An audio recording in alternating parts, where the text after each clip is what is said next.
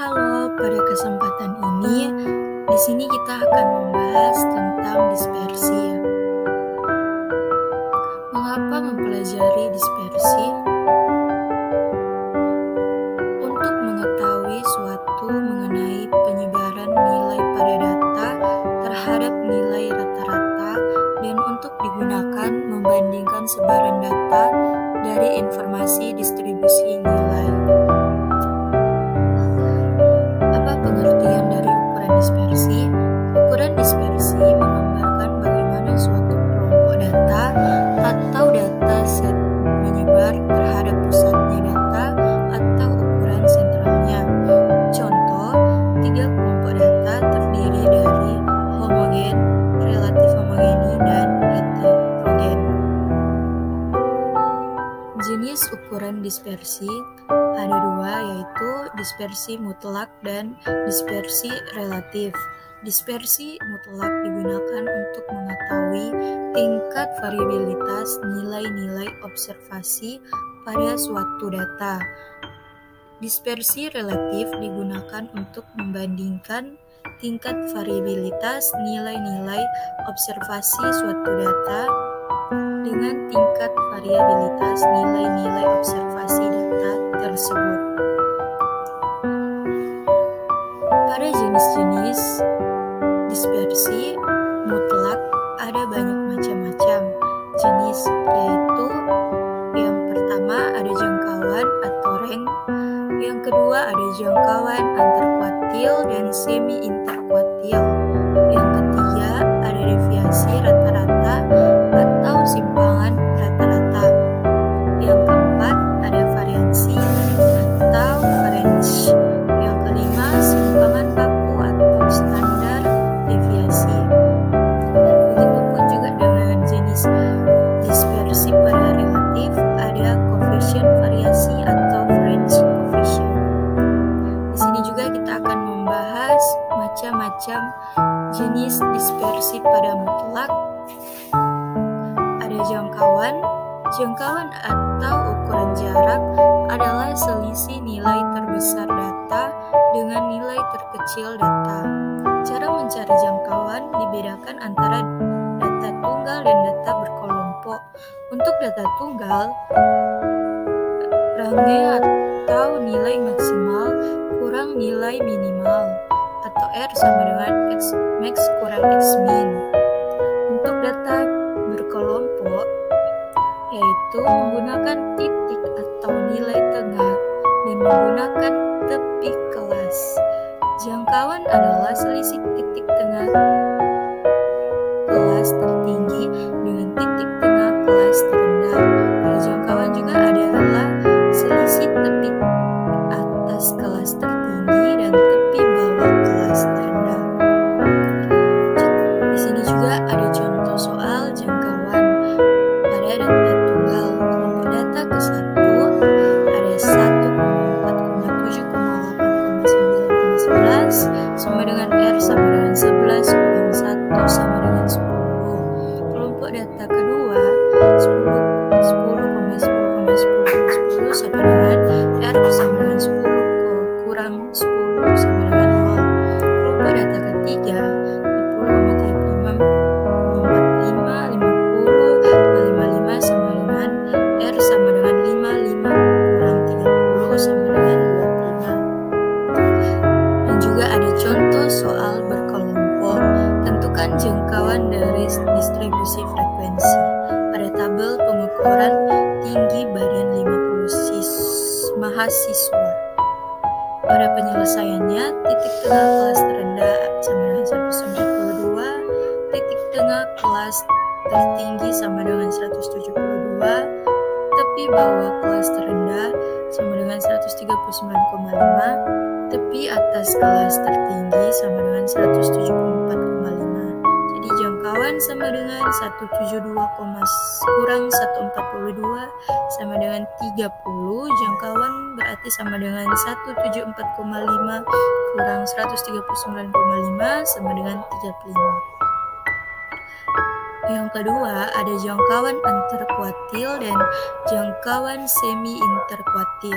Jangkauan antarkuartil adalah selisih antara nilai kuartil atas atau Q3 dan kuartil bawah Q1.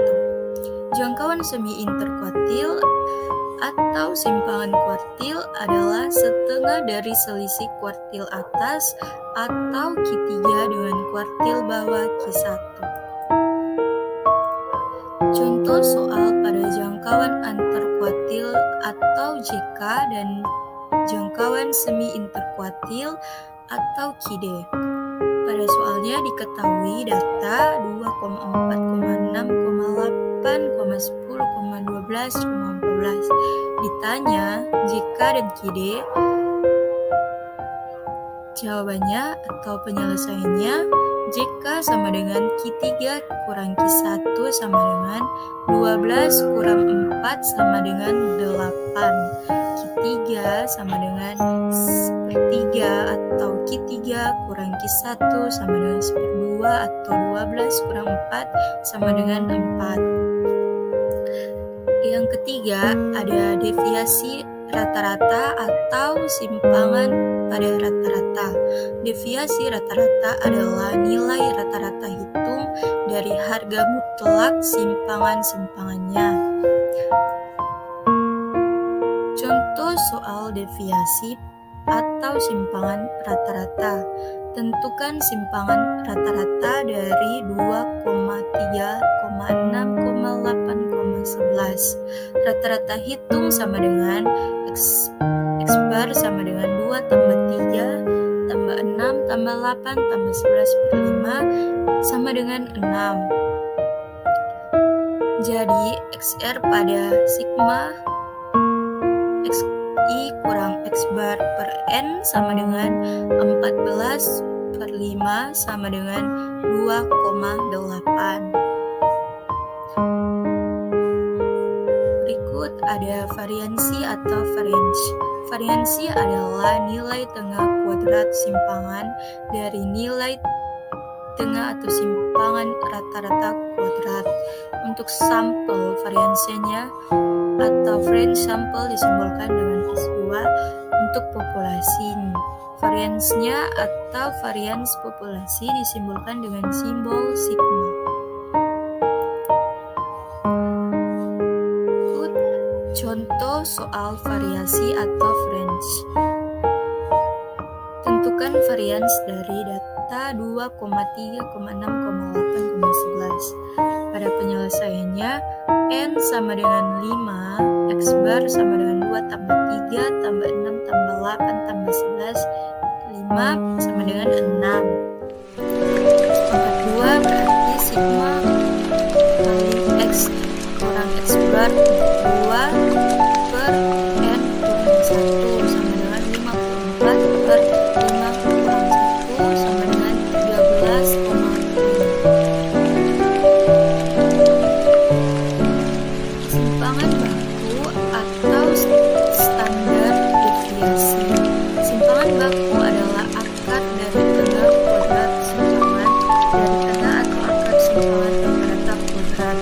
Untuk sampel, simpangan bakunya sampel disimbolkan dengan S. Untuk populasi, simpangan bakunya atau simpangan baku populasi disimbolkan dengan simbol sigma, merupakan akar pangkat 2 dari variasi. Contoh soal simpangan baku atau standar deviasi. Diberikan sampel dengan data 8,7,10,11,4. Pada tabel ada pasti 8, 7, 10, 11, 4. Sti kurang X bar ada 0, 1, 2, 3, dan 4. X 1 kurang X bar pangkat 2 ada 0, 1, 4, 9, 14. Jadi sigma XI kurang X bar sama dengan 0. Sigma XI kurang X bar pangkat 2 sama dengan 30. Rata-rata X bar sama dengan 8. S sama dengan akar kuadrat 30 per 4 sama dengan 7,5 sama dengan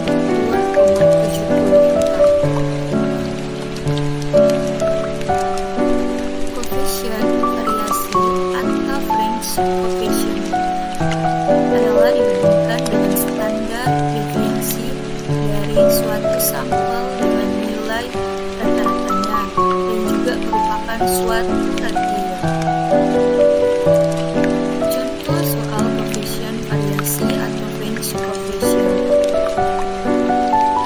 Pada data untuk kelompok A dan kelompok B, A 2, 4, 5, 6, 7, 8, 9. Pada B, dia 6, 7, 9, 10, 10, 11, 12.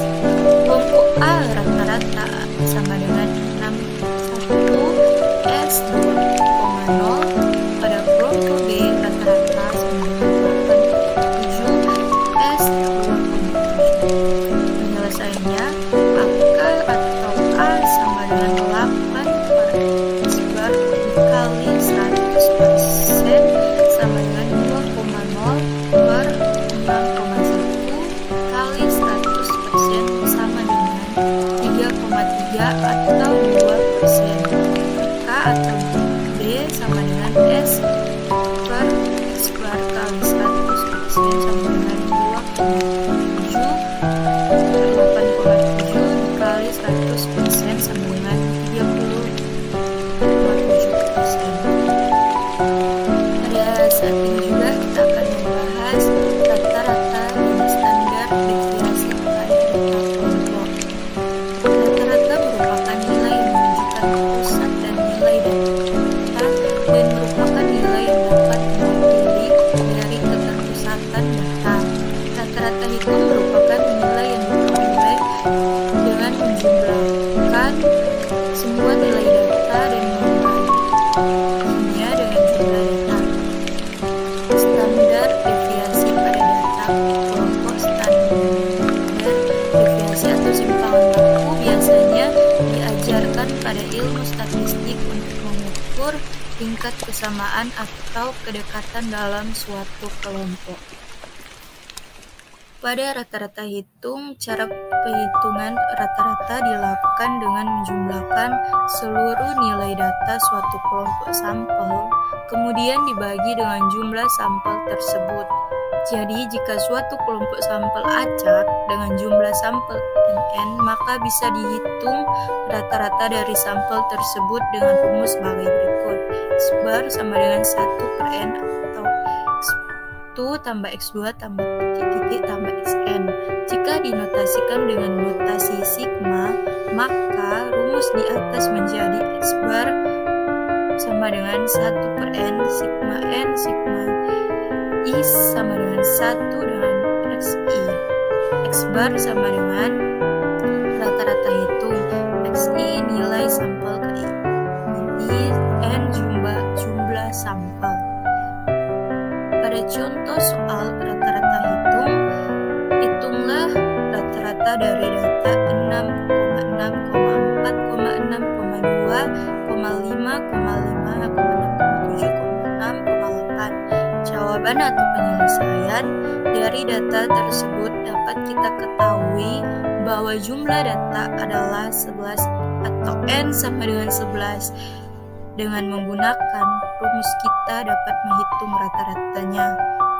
X bar sama dengan 1 per N, sigma sigma I sama dengan 1, Xi sama dengan 1 per 11, 6 tambah 6 tambah 4 tambah 6 tambah 2 tambah 5 tambah 5 tambah 6 tambah 7 tambah 6 tambah 8 sama dengan 1 per 11 atau 61 disama dengan 5,5. Jadi rata-rata dari data tersebut adalah 5,55. Juga pada standar deviasi pada data kelompok, cara menghitung dan standar deviasi pada data kelompok dapat dilakukan dengan cara mencari min dari data kelompok tersebut, menghitung selisih nilai tengah data dengan min dan memasukkan data ke dalam rumus.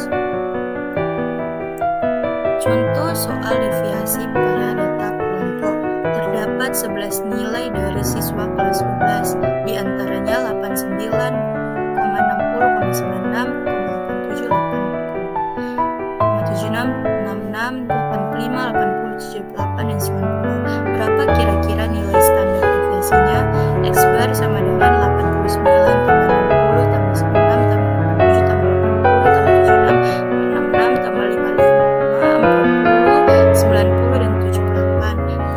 13 sampai